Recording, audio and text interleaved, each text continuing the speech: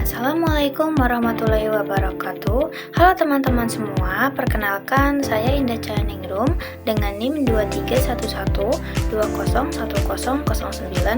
Program Studi Bioteknologi. Pada kesempatan kali ini saya akan memaparkan mengenai dampak keragaman mikroba terhadap kesehatan tanaman tomat atau Solanum lycoperdicum. Pernahkah kalian berpikir mengapa ada tanaman yang bisa tumbuh sangat subur dan tahan penyakit, sementara tanaman di sebelahnya justru layu dan mati? Terdapat rahasia terbesarnya, yaitu ada di bawah tanah. Untuk menjelaskan fenomena ini, spesimen yang kita gunakan kali ini ialah tanaman tomat atau Solanum lycoperdicum. Tomat merupakan salah satu komoditas hortikultura yang potensial untuk dikembangkan karena memiliki berbagai manfaat. Buah tomat memiliki nilai ekonomis tinggi dengan nilai gizi dan vitamin yang tinggi juga. Namun, budidaya komoditas pertanian ini tidak lepas dari serangan patogen, antara lain yaitu jamur Fusarium oxysporum yang menyebabkan penyakit layu daun. Mengapa tanaman tomat? Karena tomat sangat sensitif terhadap kondisi lingkungan. Akar tanaman tomat secara alami mengeluarkan eksudat atau cairan yang kaya akan nutrisi, sehingga area di sekitar akarnya menjadi tempat habitat yang sangat disukai dengan berbagai jenis mikroba, baik yang menguntungkan maupun yang merugikan. Komunitas mikroba yang beragam dan melimpah ditemukan pada berbagai bagian tumbuhan yang sehat, karena setiap bagian pada tumbuhan memiliki aktivitas metabolisme yang berbeda. Lingkungan tersebut secara alami akan dihuni oleh jenis-jenis mikroorganisme yang berbeda pula. Bagian tumbuhan terstruktur dalam jaringan di bawah tanah dan di atas tanah. Di dalam tanah terdapat zona rhizosfer yang merupakan tempat bertemunya antara akar tanaman dengan tanah, sekaligus menjadi salah satu habitat mikroba terbesar di dunia. Tidak hanya di dalam tanah, bagian tanaman di atas tanah juga memiliki beberapa zona, yaitu kaulosfer yang merupakan batang dan kulit kayu, filosfer itu daun, antosfer bunga, karposfer itu buah, dan spermosfer itu biji. Sampel yang kita amati pada kali ini ialah bagian utamanya yang merupakan sampel rhizosfer, yaitu area tanah yang menempel langsung pada akar tanaman, tempat di mana berkumpulnya miliaran bakteri dan jamur. Dari satu sampel tanah rhizosfer ini, jika diisolasi di laboratorium, kita akan menemukan keragaman mikroba yang sangat kaya. Terdapat 3 mikroba utama, yaitu yang pertama bakteri Pseudomonas fluorescens, jamur Trichoderma hertzianum, dan jamur Fusarium oxysporum.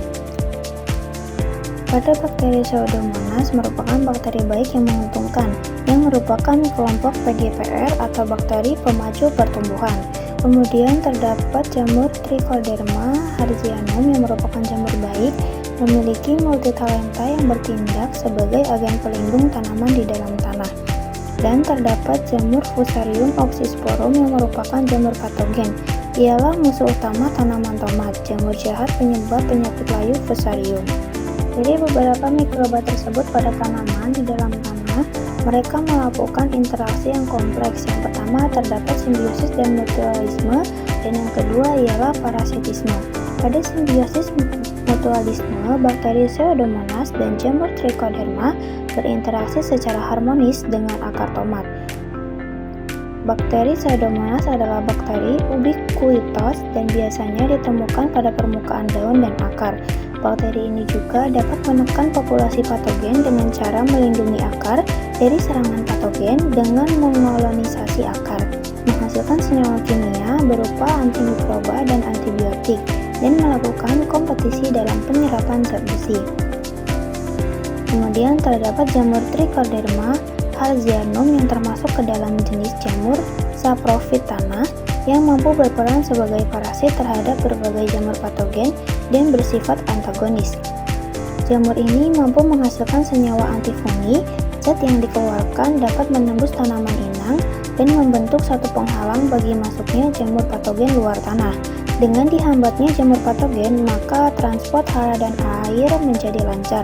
Hal ini menyebabkan pertumbuhan tanaman akan baik, sehingga berpengaruh terhadap hasil panen.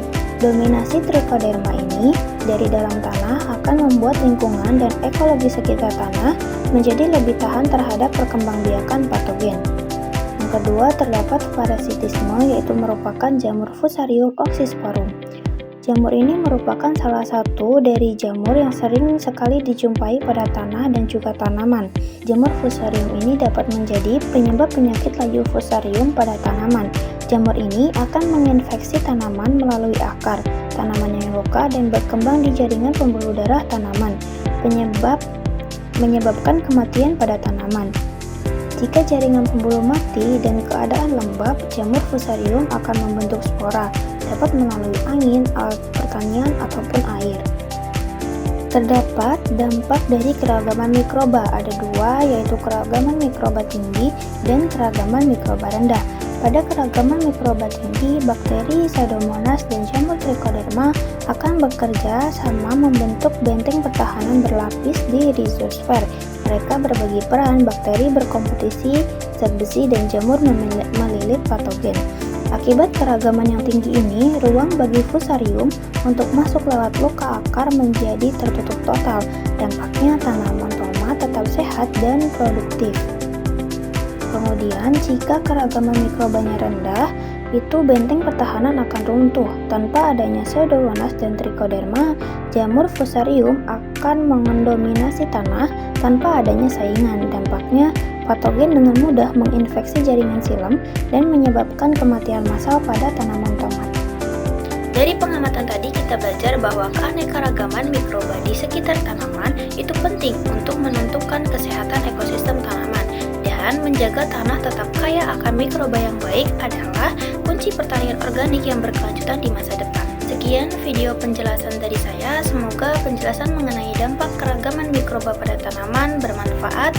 Kurang lebihnya saya mohon maaf, terima kasih atas perhatiannya.